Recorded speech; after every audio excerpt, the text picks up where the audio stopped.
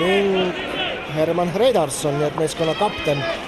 Ja ütleme nii, et tänased kaks parimat mängijat võib-olla lahkusid hetkel Islandi rivistusest Gunnlaugsson ja Hreidarsson.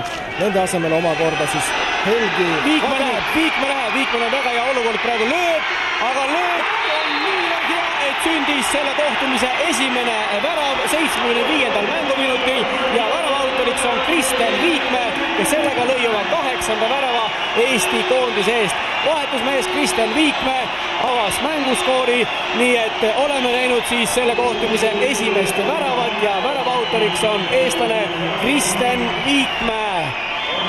Ja tore, et Island tegi vahetuse, sellepärast et kindlasti oli see nende mängupilt veel hetkeks veidi segamini ja täiesti nii-öelda külm väravavaht Viikmäe üksik läbimurdest ette nurka, suudab jalaga palli riivata, ent sellest ei piisa, et peatada Vaulerenga ründaja head parema jala lööki. Ette nurka Eesti juhib 1-0. Viikmäe on uue. Tundus, et Marko Kristal näitas praegu varumeeste pingi suunas ja Arno Paipersi suunas, et temal oleks vaja vahetust.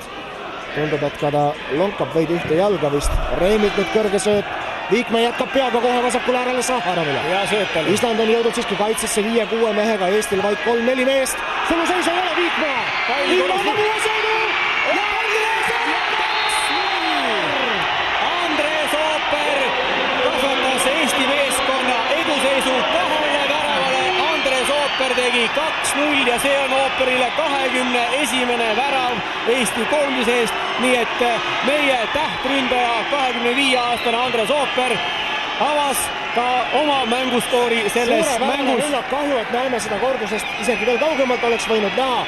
Saharovi, Viikmäe ja Ooperi koostööst sündis Eesti teine värav suurepärase koostöö tulemusena. 2 varumeest vahetusest mängu tulnud Aleksander Saharov ja Kristen Viikmäe mängivad vabaks, näeme suluseisu ei ole, sest Ingi Parsson katab Viikmäe ära ja katab ära hiljem ka Ooperi, nii et selle keskkaitse poolt 2 eksimust ehk võib öelda järjestki ja Ooperi mängib ennast kindlalt